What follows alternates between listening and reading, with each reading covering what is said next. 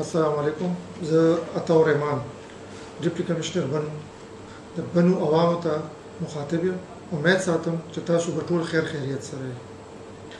زه تاسو سره یو دوه خبرې د پولیو کتلو متعلق کوم. په بنو کې دې وخت کې د پولیو وایرس موجود دی. میرا خیال کې کیس مونږ ته راغلی و. اوس نن په فاطمه خیل کې یو کیس راغو. دې نه پته لګي چې په بنو کې دا وایرس موجود دی چې ستاسو ماشومانو ته دا منتقل کېدی شي.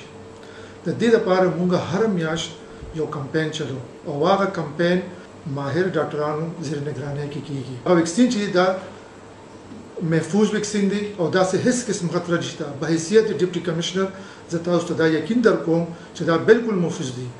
زه خپل بچی ته دا ویکسین هر میاشت ورکوم.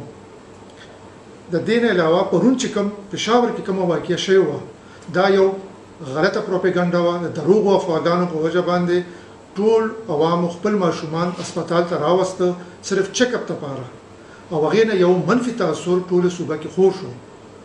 زه تاسو ته دا ریکویسټ کوم چې تاسو په دغه پروپاګانډو په دې باندې خپل دیان مه ورکوئ.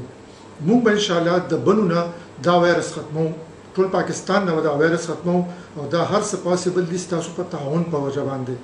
زه تاسو ته ریکویسټ کوم چې تاسو ټول موږ سره په دې کې تعاون وکړئ او د خپل بچي د معذورتیا نه خلاص کړئ. ډېره مهرباني.